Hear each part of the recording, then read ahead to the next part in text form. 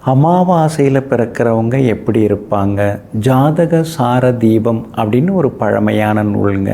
அந்த நூலில் என்ன சொல்லப்பட்டிருக்குன்னா, அமாவாசையில் பிறக்கிறவங்க ஆழமாக சிந்திக்கக்கூடியவர்களாக இருப்பாங்க, ஆராய்ச்சி மனப்பான்மை உடையவர்களாக இருப்பாங்க, பரந்துபட்ட அறிவுத்திறன் கொண்டவர்களாக இருப்பாங்க. அவங்க எந்த துறையில் இறங்குறாங்களோ அந்த துறையில் பெருசாக சாதித்து காட்டுவாங்க. அந்த துறையில் டாப் 10 இடத்துல இடம் பிடிச்சிருவாங்க. டாப் 10ல் ஒருத்தவங்களாக இருப்பாங்க.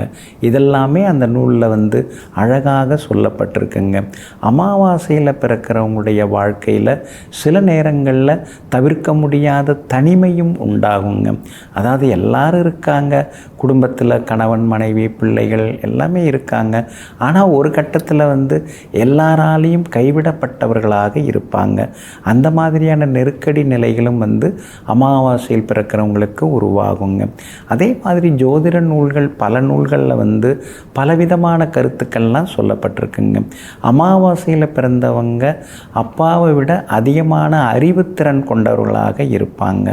அப்பாவோட கைடன்ஸ் இல்லாமல் இவங்களே சுயமாக முயன்று ஒரு சுயம்புவாக மாறி இவங்களே உலகத்தையும் படிப்பாங்க, படிப்பையும் படிச்சுப்பாங்க, எல்லாத்தையும் படிச்சுப்பாங்கன்னு சொல்லப்பட்டிருக்குங்க. பொதுவாக அமாவாசை திதியில் பிறந்தால் திதி சூன்ய தோஷம் எதுவும் இல்லைங்க. அதனால் அமாவாசை திதியில் பிறக்கிறவங்களுக்கு எல்லா கிரகங்களுமே வலிமையாக இருக்கும், 12 ராசிகளுமே வலிமையாக இருக்கும். ஆனால் அதே நேரத்தில் சந்திரன் மட்டும் அன்னைக்கு வலிமை குன்றி போகிறாரு. அப்போ அமாவாசை அன்னைக்கு சந்திரன் வலிமை குன்றி போகிறாரு. அப்படி இருக்கிறதுனால தான் அமாவாசையில் பிறந்த சிலருக்கு சில நேரங்களில் முன்கோபம் அதிகமாகவே வரும். எல்லாருமே இருந்தாலும் நம்மோட யாரும் ஒட்டலை, நம்ம கூட யாரும் பெருசாக பாசமாக இல்லை அப்படிங்கிற எண்ணங்கள் வரும். ஆனால் பொதுவாக அமாவாசையில் பிறக்கிறவங்க குடும்ப பாசம் அதிகம் உள்ளவங்களாக இருப்பாங்க, எல்லாரையுமே நேசிக்கக்கூடியவர்களாக இருப்பாங்க. ஆனால் ஒரு விஷயத்தை அலசி ஆராயக்கூடியவர்களாக இருப்பாங்க. மூட நம்பிக்கைகள் அது அவங்களுக்கு சுத்தமாக பிடிக்காது. புதுவிதமான யோசனைகள் அமாவாசை திதியில் இருக்கிறவங்களுக்கு அதிகமாகவே வருங்க. ஆனால் அதே நேரத்தில் வெள்ள மனசோடு இருந்து அடுத்தவங்களுடைய சோகத்தை தீர்க்க போய் அதில் போய் மாட்டிப்பாங்க.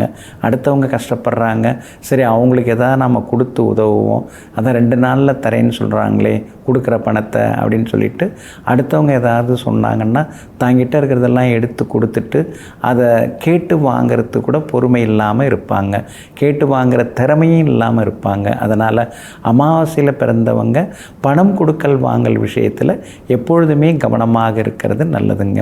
அமாவாசை அன்னைக்கு பிறக்கிறவங்களுக்கு சூரியனுடைய ஆதிக்கம் அதிகமாக இருக்கும். அதனால் சில நேரங்களில் முன்கோபம், சின்னதாக ஒரு குரூரத்தனம் அதெல்லாமே நிறையாவே இருக்குங்க. அதே நேரத்தில் அமாவாசையில் பிறக்கிறவங்களுக்கு சந்திரபலம் குறைவாக இருக்கிறதுனால எல்லா தொடர்புகளும் நட்புகளும் இருக்கும். அதாவது விஐபி தொடர்புகள் இருக்கும், விஐபி நட்புகள் இருக்கும், எல்லாமே இருக்கும். ஆனால் சமயத்துக்கு இவங்களுக்கு தேவைப்படுற நேரத்தில் அவங்க உதவ மாட்டாங்க. அந்த நேரம் பார்த்து அவர் ஊரில் இல்லைம்பார், அந்த நேரம் பார்த்து நான் வெளியில் இருக்கேன்னு சொல்லுவார். அந்த மாதிரியான சில தர்ம சங்கடமான சூழ்நிலை எல்லாமே அமாவாசையில் பிறந்தவங்களுக்கு உண்டு. நெஞ்சிற்கினியவர்களே, புந்தி வாரம் ஆகிய இன்றைய நாள் உங்களுக்கு புகழையும் பொருளையும் அள்ளித்தரும் நல்ல நாளாக அமையட்டும். மீண்டும் நாளை காலை சந்திப்போம். நன்றியுடன் உங்கள் ஜோதிட முனைவர் KP வித்யாதரன்.